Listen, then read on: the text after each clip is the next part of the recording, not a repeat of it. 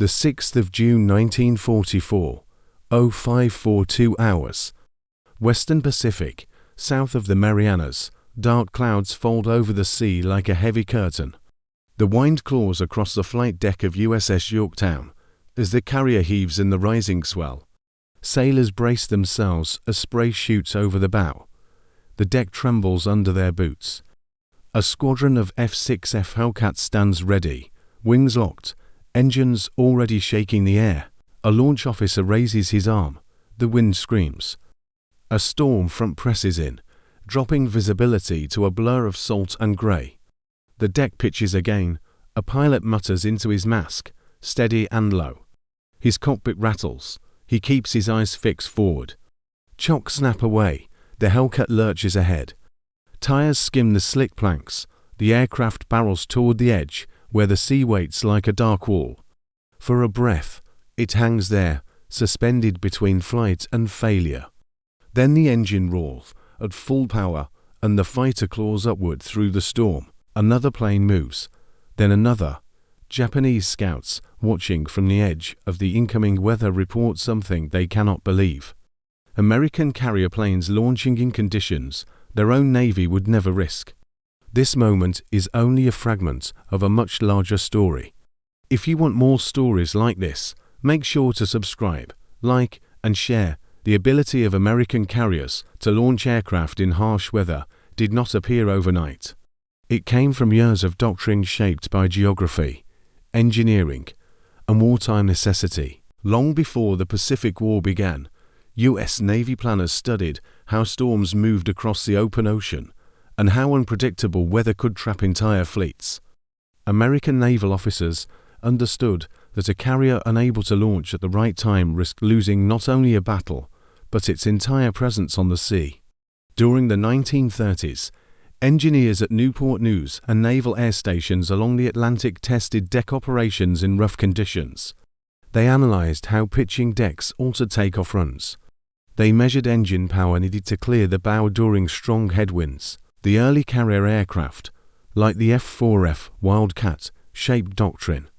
It carried rugged landing gear, a powerful radial engine, and folding wings that allowed more planes to be stored on deck.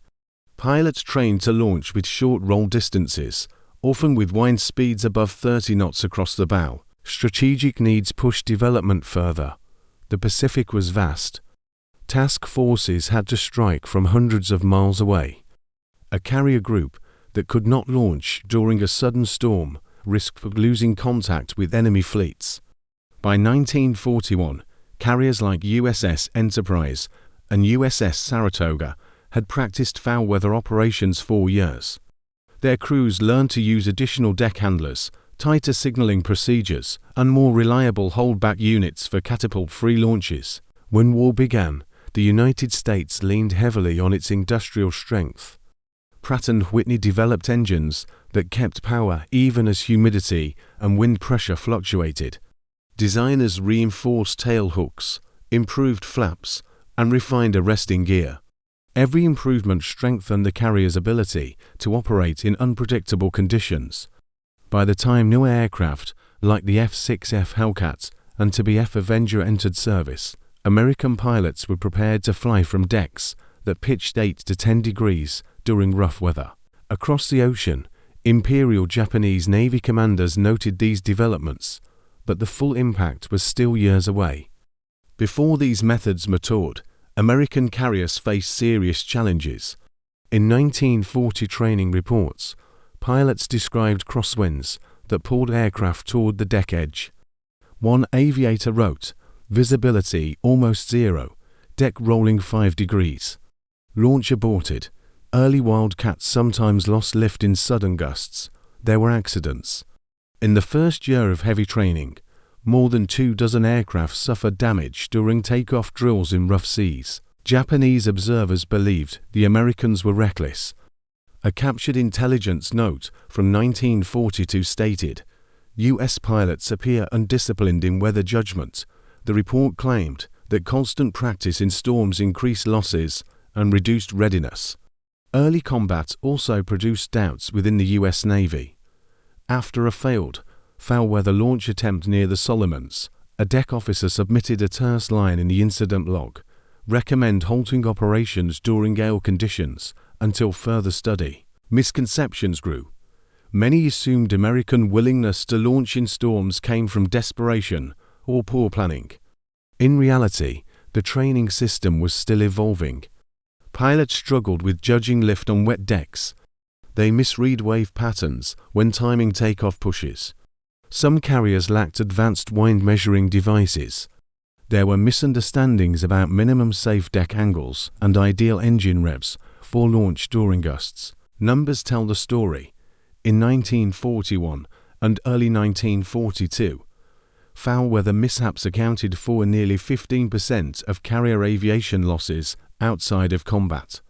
At the time, no one yet understood how these lessons would shape future victories. By mid-war, training, engineering, and doctrine aligned. Pilots learned how a strong headwind generated extra lift. Flight deck crews mastered the timing needed to begin runs as the deck rose during a swell.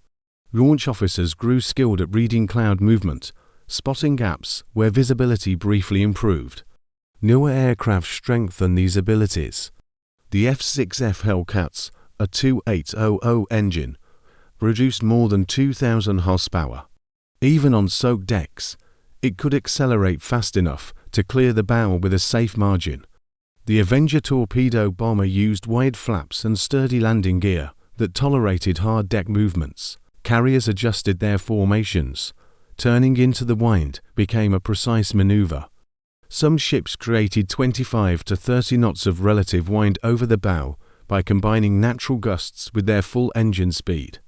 This allowed launches that would have been impossible only 2 years earlier.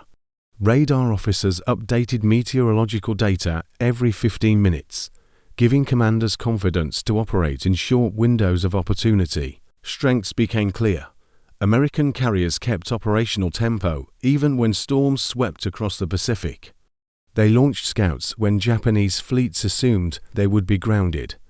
They struck targets while enemy pilots remained trapped on their decks. In many engagements, these advantages shaped the opening blows of battle. The Pacific War offered many demonstrations of this capability, some recorded, others remembered through after-action notes. 3 engagements stand out as powerful examples of how foul-weather carrier aviation changed outcomes. Battle near the Santa Cruz Front, April 1943. Before dawn, Task Force 14 moved through scattered rain squalls east of the Solomons. Japanese reconnaissance planes attempted to locate the American force, but struggled to see through shifting cloud banks. On USS Hornet, 18 Hellcats and 12 Dauntless dive bombers were prepared for launch. The sea rose sharply. White spray hammered the deck edge. A carrier commander in the Japanese advance group signaled weather unsuitable for launch. Hold aircraft. Hornet turned into the wind at 29 knots. Pilots watched waves crash against the bow. Some hesitated. Then the launch officer signaled. Engines roared. Aircraft rose one by one into the ragged sky. A pilot shouted over the radio, visibility broken but workable. Continuing climb, their radar-directed path led them to a small Japanese cruiser screen. Japanese officers were stunned that American aircraft had attacked in what they considered grounded conditions. The bombers hit a light cruiser and damaged a destroyer. The enemy squadron withdrew. American losses were minimal. A Japanese commander later wrote in a private notebook, "Their weather skill exceeds our expectations." The Mariana Tempest strike, June 1944. The event that opened this documentary occurred during this period. A wide storm front approached the American fleet, while Japanese scouts attempted to shadow from a distance. On USS Yorktown and USS Lexington, launch preparations continued, despite the worsening weather. Pilots reviewed briefings. Crews tied down spare equipment. Rain hit the deck like gravel. Japanese pilots stationed at a forward base expected the storm to shield them from American airstrikes for at least 12 hours. Their doctrine discouraged launching in high winds because the Zero fighter struggled to gain lift during violent gusts, and the HE dive bomber had difficulty stabilizing on takeoff. At 0542, Hellcats, Avengers, and Helldivers began to launch through the storm. The American strike wave climbed through cloud layers until they broke into clear air. There, they formed into attack groups and pushed toward Japanese positions. Observers on the ground reported the moment as unexpected and swift. A formation of 12 Avengers struck an airfield, destroying fuel storage areas. Japanese command scrambled fighters too late. The defenders had believed the storm would ground all air operations. A stunned operations officer wrote, "Did Americans not see the storm line? Their pilots' flying conditions, our instructors forbid." Northern Philippine Sea Skirmish, October 1944. A more dramatic example came during the preliminaries of the Leyte Gulf battles. A typhoon brushed the northern part of the Philippine Sea. Both Japanese and American fleets faced chaotic seas. Japanese carriers absorbed heavy damage in earlier engagements and were desperate to preserve what air groups they still had. On USS Essex, despite rolling seas, 24 Hellcats and 12 Helldivers were readied for an early strike. The deck pitched up and down violently. Flyers waited for the right timing. A storm gust shoved aircraft toward the port edge, but deck crews held them steady. The launch sequence began with careful pauses between each aircraft. Japanese carrier Zuikoku attempted to launch her remaining planes, but her fighters slid on the wet deck and struck safety nets. No further attempts were made. Meanwhile, the American strike group flew through layers of rain and turbulence. They found a Japanese supply convoy. Escorts opened fire, but the Americans maintained dive angles even as winds buffeted their wings. Two transports were sunk, a destroyer was damaged. When the strike returned, pilots reported, "Rough air, mission complete." A Japanese sailor later told an interviewer, "We waited for weather more than we waited for enemies." That day captured the contrast between doctrines. American carriers treated storms as obstacles. Japanese carriers treated them as barriers. The result shaped the later phases of the war. By late 1944, the United States produced more than 2,000 carrier-capable aircraft every month. Factories rolled out engines, wings, propellers, and spare parts at unmatched speed. This volume had strategic consequences. It allowed the U.S. Navy to train pilots in challenging conditions without fear of losing irreplaceable machines. American aviators logged as many as 25% of their carrier practice hours in marginal weather. Japanese pilots, facing shortages, averaged far less. Logistics also played a role. American fast carriers consumed vast amounts of fuel, but their mobility let them seek advantageous winds. Japanese forces, limited by fuel shortages, often avoided high-speed maneuvers needed for storm launches. Radar-equipped American ships coordinated weather data and aircraft movements more efficiently.